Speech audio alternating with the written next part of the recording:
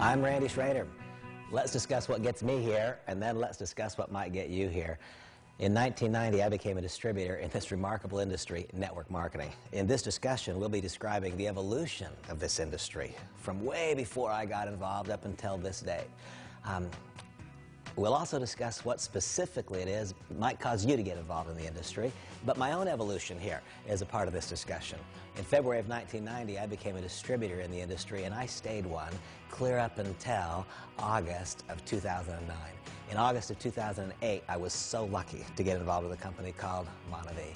And the next 12 months, the next 52 weeks were the most productive, the most enjoyable, the most remarkable of a career. A career which produced in excess of $25 million in earnings. A career that resulted in me and my family having a life experience that I could never have guessed would be possible.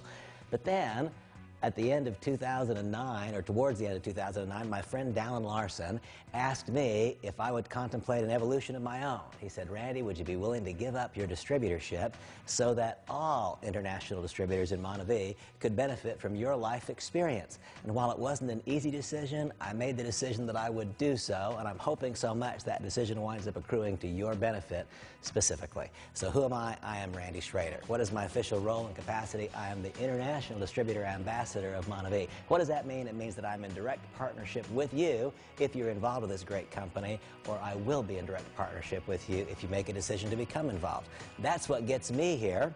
What gets you here? I can imagine a couple of things that may result in your being here. You might be a distributor of MONAVIE, anxiously engaged in the business, and as part of Step 5 in our business building practice, you are learning about the industry. Step 5 is to build belief. Build belief in what? The network marketing industry, in MONAVIE, and in yourself. Perhaps that's what gets you here. Or you may be one who's just looking at our business. If you're one who's just looking at our business, this is so critically important. I can imagine the environment. Not too long ago, you were at a business presentation, and the presenter said something like this: "Is there anyone in the room who doubts the validity of the network marketing industry? Is there anybody here who just really wonders if this is a legitimate way of doing business?" And you're the person who raised their hand. And then someone said, "You need to learn about the evolution of network marketing." And so here we are. You know, it's an amazing business. It started clear back in 1903, the same year as Harley-Davidson motorcycles, by the way.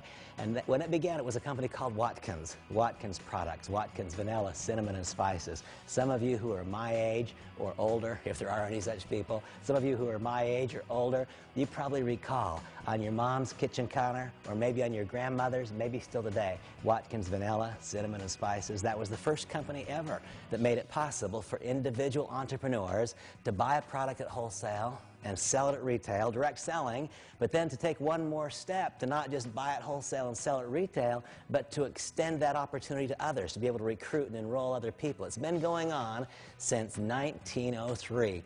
Between 1903 and 1942, not that much exciting happened in the industry. A group of direct selling companies came along. There was no technology to speak of that could be applied to the industry. There were no large incomes being generated, but the industry was born in 1903. By 1909, one of the evidences of ongoing fact occurred, that being the first copy of a company. W.T. Raleigh, without question, was the copy of a company. A copy of what company? Of Watkins Corporation. As we study and discuss our industry, we'll see that part of the continuing evolution has been a company copying another's idea and trying to improve upon that idea, sometimes succeeding in that attempt and sometimes not succeeding in that attempt. By the way, an interesting inclusion in this thought, at least interesting for me, as my own introduction to the industry. The very first direct selling and then network marketing company ever was Watkins Corporation. In 1982, I sold a business that I owned to Watkins, and I wound up being inside, not a distributor, but I wound up being inside on the management team of that company. And what an amazing experience it was for me to observe a network marketing company that had been around literally for decades, for generations. I met people whose fathers and grandfathers had become involved. They were continuing to earn significant incomes, ongoing, recurring income. That is the hallmark of a properly constructed network marketing company. At any rate, it all began in 1903. The next real significant occurrence was clear up in 1942. In 1942, a company was born that was called California Vitamins. California Vitamins was significant to the continued evolution of our industry for a variety of reasons. In California Vitamins, one could not only buy products from the company and sell them to others, you could recruit other people to do so to a degree on your behalf and get paid on 2 generations of depth. It was the first multi-level marketing company. It's an interesting industry, this network marketing or multi-level marketing. It's an industry that has created wealth for so many. It's an industry, however, that has this curious feature. This industry of network marketing has an ability to provoke feelings of insecurity among even the most secure people. If I ask a doctor what he does for a living, with pride he says, I am a doctor. Why? Because it feels good to be one. Society has decided in advance what it means to be a doctor. If I meet someone who's an attorney, they tell me, I am an attorney, and they say so with pride. I'm not sure why about that one. I joke, my son's an attorney, but society's decided that that's a good thing. It means a lot to be an attorney. When a person says, I'm engaged in the network marketing industry, quite often they say so with a level of insecurity. A curious industry, an ability to provoke feelings of insecurity among even the most secure.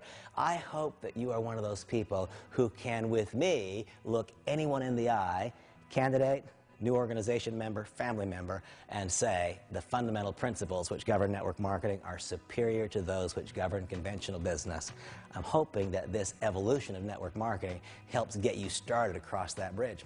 Well, it all started in 1903 with Watkins Products. Watkins Products paved the way for a company called California Vitamins. In 1949, California Vitamins changed its name to Nutrilite, and there were 2 people of significance who joined the business that year. Those people were Rich DeVos and Jay Van Andel, and they became significantly successful Nutrilite distributors.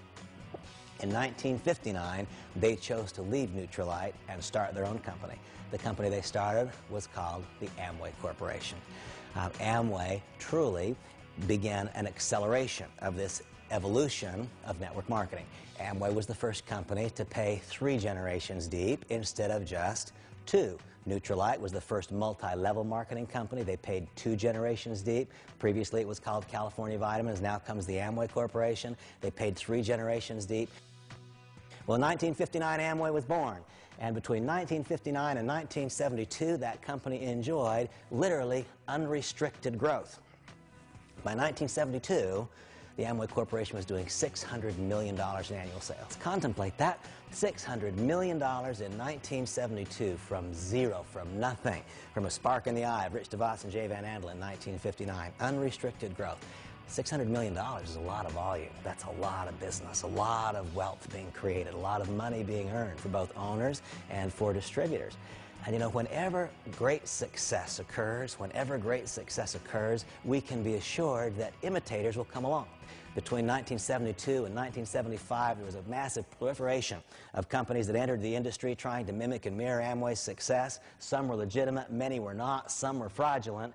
This huge proliferation of companies caused an overall industry review by the United States government in the form of the Federal Trade Commission. And Amway really bore the brunt of that investigation. They were the industry giant. They were the big one. They bore the brunt of the investigation. In 1975, the FTC actually filed a lawsuit against Amway, claimed that it was a pyramid, and tried to cause the company to cease operations. Now, there's a critically important lesson, because between 1975 and 1979, that litigation continued. And most would have argued, most, I believe, of the outside observers believed in 1975, when the United States government claimed that Amway was a pyramid, when that statement was made, I think most believed the company would fail, that it would go out of business. It didn't happen. In fact, the company stayed about the same size. It didn't keep growing, but it didn't drop precipitously. How in the world could that be? How could that happen? Here was proven the value of a consuming base of a product that matters to people. All of those people, they said, wow, Mike Wallace on 60 Minutes said that it's a pyramid. I don't know if that's true or if it's false, but what I do know is that I'm enjoying the product. What I do know is that SA8 does what it's supposed to do. What I do know is the company keeps sending my check, and it arrives every month, and it clears the bank. So I'm not sure if what the government says is right or if it's wrong, but I'm just going to keep right on using the product. Here was one of the key lessons. If